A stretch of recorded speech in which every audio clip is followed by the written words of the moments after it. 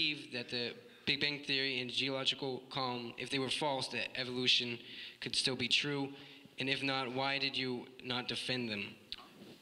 Okay, look, first of all, I am not a cosmologist, okay? I actually had a roommate who was a astrophysicist once, if that helps. There are cosmologists who have theories about the origin of the universe. They've made predictions about, for example, what would happen if they looked up at the infrared radiation. Those predictions are confirmed. Okay, fine. That's what science does. That's what creationists do not do. Right? Can creationism explain the infrared background? I don't think so. Okay? Now, there are other theories. There is now a nice superstring theory of the origin of the universe that I've become aware of recently, and I don't know which is true. There's multiple universe theories. There's a whole anthropomorphic principle in cosmology. That's for those few folks who do that science, okay? Every time the creationists approach this problem, they want to insist that issues of origin and abiogenesis are somehow related to evolution, right?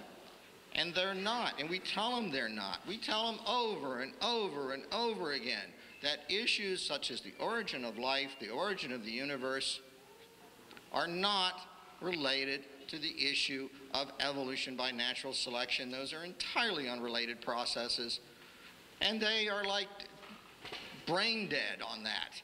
I don't know, if I had a student who couldn't understand that concept, I would flunk them outright. I can only tell you that, okay?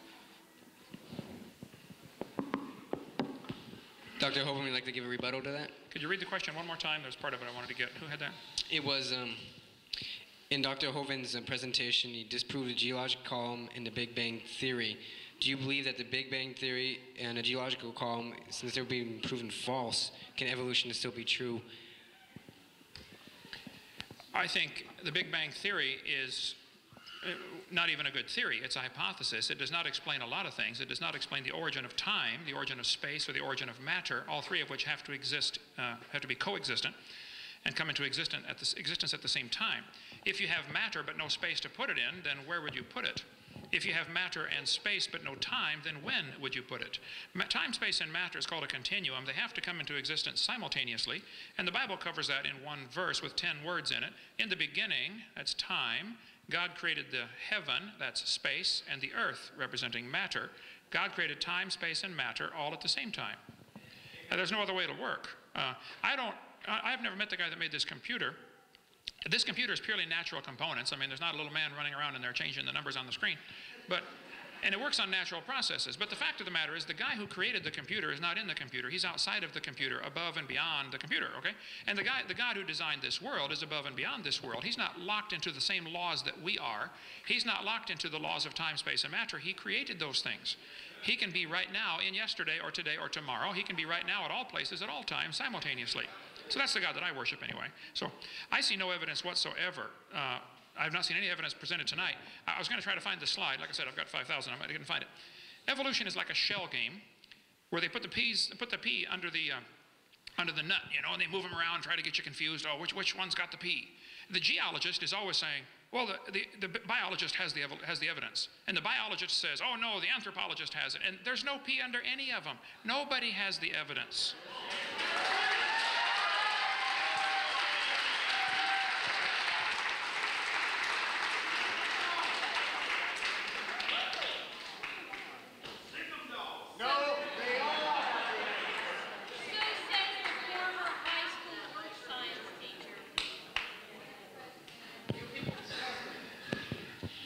Was oil and coal created through humans and plants impacted in mud by Noah's flood? I think there's ample evidence that oil, I don't think you find a lot of argument, if you get me on, okay, I don't think you'll find a lot of argument about the oil formation, that it had to be from natural sources, okay? This textbook, for instance, says the formation of both oil and natural gas here is from the decay of organisms that once lived in the sea. They are changed by heat and pressure into oil. Scientists can make oil pretty quickly in the laboratory. There's an article in the U.S. Department of Interior Bureau of Mines, clear back in 1971, where they made oil in 20 minutes out of organic waste.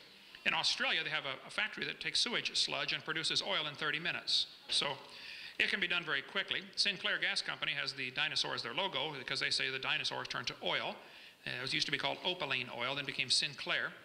They say it mellowed for 80 million years. Well, I disagree. I think the oil formed very quickly during the flood in the days of Noah, when thousands and billions actually of plants and animals and things were buried.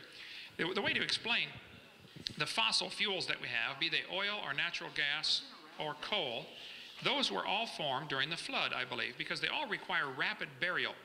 Some people have tried to propose that maybe coal comes from a peat bed. I was just been in Ireland and North Ireland and Wales here recently, and there's a lot of peat over there. You can dig up your ground, dig up your yard, let it dry out, and burn it.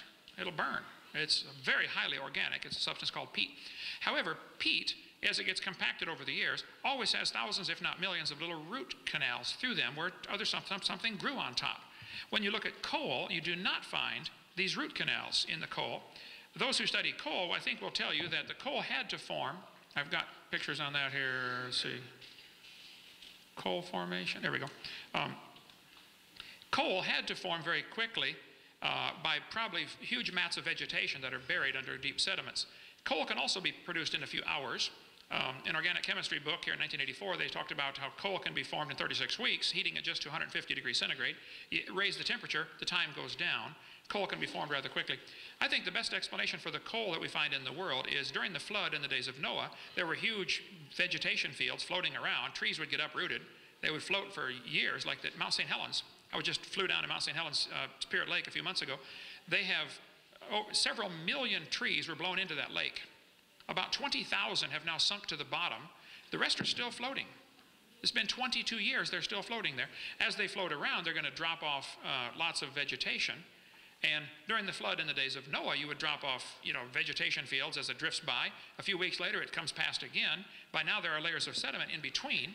And I think the best explanation for this strip mines that we find, coal is nearly always found in layers.